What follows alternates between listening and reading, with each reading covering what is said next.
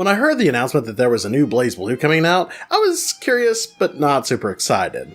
There's been so many of these games and the series has gotten kinda stale for me, but this was different.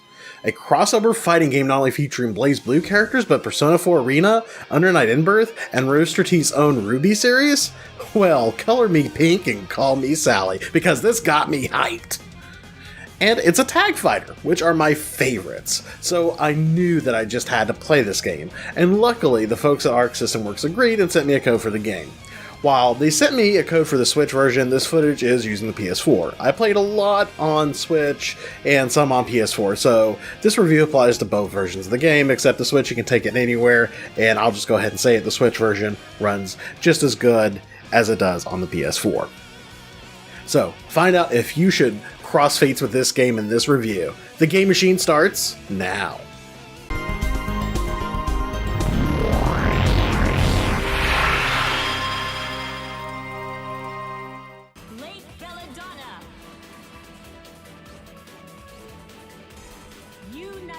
You got 4 series worth of characters to choose from. It's a cool mix. While the base game only has 20 characters, it's still a nice mix from each series. Most of them play pretty same to their counterparts in the other games.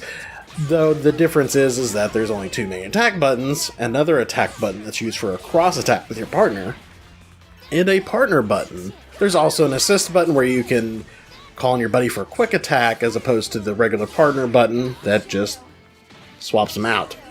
Also, there is a Renaissance Blaze feature. I don't know how you say it. These names are really weird. Anyways, this feature allows you for a short period of time, if you're down to 1 character, gain extra health, boost your attack, and even some of your special moves gain extra attack animations and extra attacks, which is really cool. Everything is a blast, and it plays super well. It's cool to see what team mix-ups work best for you. The lobby system is back, and if you've enjoyed it in previous games, then well, you're going to enjoy it here. You also get to create your own custom avatar, you get custom title cards, cool stuff like that. But if you prefer plain vanilla menus, most of that is here except for accessing fights with other people in online lobbies, so if that annoys you, that's still here. Online works as well as you expect an Arc System Works game. Works pretty good for the most part. There's a story mode for those who want that. I've only dived into it a little bit, but I liked what I had so far. I did play in English because I'm a dirty scrub, but you can play in Japanese, so that way your precious ears can hear that sweet, sweet sound of one of your favorite anime characters talking to you in your sleep, caressing you, loving you, telling you how special you are. But for me, I play it in English because I'm a monster. Don't waste any more of my time. The biggest flaw in this game is the most controversial one, and most of you know the story, but if you haven't, they announced 40 total characters for the game, so that's really cool, right? But half of those are DLC. They announced this way before the game came out. And while it is true for a short period of time there were a 3-pack of characters you could get for a couple weeks for free, and Blake and Yank are always going to be free DLC, that still meant that there were other characters for the game that you had to shell out. Which left a bad taste in a lot of people's mouth, because when you throw up the fact that you're going to do a bunch of DLC up front, it really makes consumers not very happy. While we expect DLC and we know DLC's coming, we just don't like it shoved in our face. And the fact that it sounded like half the roster was being cut out made it sound like that half the roster was being resold to us instead of just being put in the game.